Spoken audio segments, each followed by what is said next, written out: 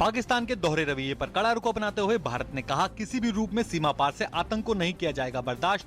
विदेश मंत्रालय के प्रवक्ता विकास स्वरूप ने कहा, आतंक और बातचीत नहीं हो सकती। साथ साथ अमेरिका ने भी कड़ा रुख अपनाते हुए पाकिस्तान को दी जाने वाली 90 करोड़ की मदद को किया सशर्त। अमेरिका ने कहा, अगर पाकिस्तान मदद की राशि चाहता है तो पहले आतंकी गुटों के खिलाफ करनी होगी कड़ी कार्रवाई। डिजिटल भुगतान प्रणालियों को बढ़ावा देने के लिए गठित मुख्यमंत्रियों की समिति की आंध्र प्रदेश के मुख्यमंत्री चंद्रबाबू नायडू की अध्यक्षता में हुई पहली बैठक। मध्य प्रदेश के मुख्यमंत्री शिवराज सिंह चौहान ने डिजिटल भुगतान को लेकर बड़े पैमाने पर शिक्षा अभियान चलाने पर दिया जोर। वहीं सरकार ने ये भरोसा दिलाया है कि देश की डिजिटल दीवार पूरी तरह से मजबूत है और इसे भेदना आसान नहीं। सरकार ने लोगों द्वारा पैतृक आभूषणों और सोना रखने पर किसी तरह के नए प्रतिबंध से किया इंकार। वित्त मंत्रालय ने स्पष्ट किया, कराधान कानून द्वितीय संशोधन विधेयक 2016 में आभूषणों पर किसी प्रकार के नए कर का प्रावधान नहीं। सोने के आभूषणों गहनों पर सरकार ने विभिन्न स्पष्टीकरण किए जारी। लोगों को अफवाहों पर ध्यान न देने की अपील की। संसद का शीतकालीन सत्र विपक्ष के हंगामे की भेंट चढ़ता हुआ दिखाई दे रहा है। विमुद्रीकरण को लेकर संसद के दोनों सदनों में गुरुवार को भी हंगामा जारी रहा, जिसके कारण सदन की कार्यवाही हुई बाधित। सरकार ने कहा, हम विमुद्रीकरण पर चर्चा को तैयार, पर न जाने क्यों विपक्ष चर्चा से भाग रहा है। विमुद्रीकरण के बाद लगातार टोल टैक्स से मिल रही छूट आज मध्य रात्रि को हो जाएगी खत्म। सभी राष्ट्रीय राजमार्गों पर फिर से टोल लेना हो जाएगा शुरू। सरकार का दावा है कि उसने इस बात के पर्याप्त इंतजाम कर लिए हैं जिससे टोल वसूली में कोई दिक्कत न आए। हवाई टिकटों की खरीद और पेट्रोल पंपों पर 500 रुपए के पुराने नोट आज मध्य रात्रि तक ही किए जाएंगे स्वीकार।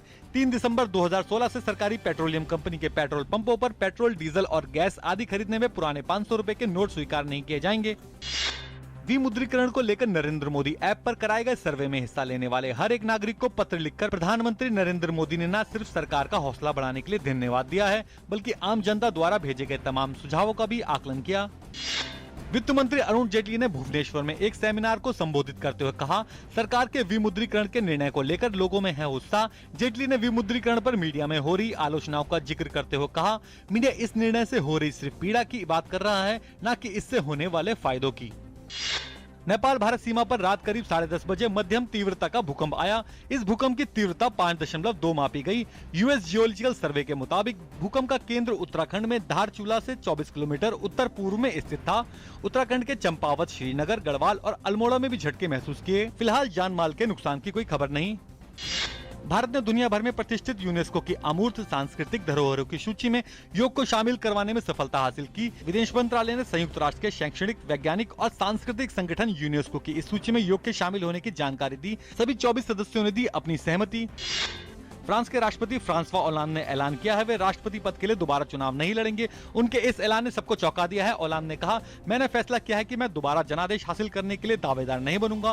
फ्रांस के इतिहास में वे पहले ऐसे राष्ट्रपति हैं जिन्होंने पद पर रहते हुए फिर से चुनाव न लड़ने का फैसला किया।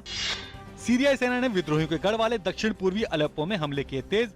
शेख साइद इलाके में टैंकों के जरिए विद्रोहियों को निशाना बनाया गया। हाल के दिनों में सीरियाई सेना की बढ़ती कार्रवाई के कारण अलेप्पो के कई इलाकों से विपक्षियों को पीछे हटना पड़ा।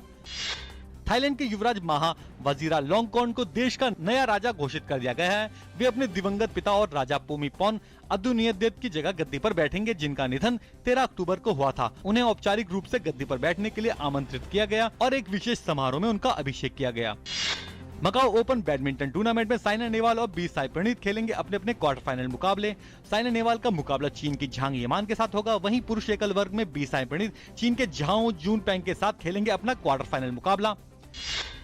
भारतीय महिला क्रिकेट टीम ने T20 एशिया कप के फाइनल में जगह बनाई। राउंड रॉबिन के अपने चौथे मुकाबले में भारत ने श्रीलंका को 52 रनों से दी मात। भारत ने निर्धारित 20 ओवर में 4 विकेट पर 121 रन बनाए।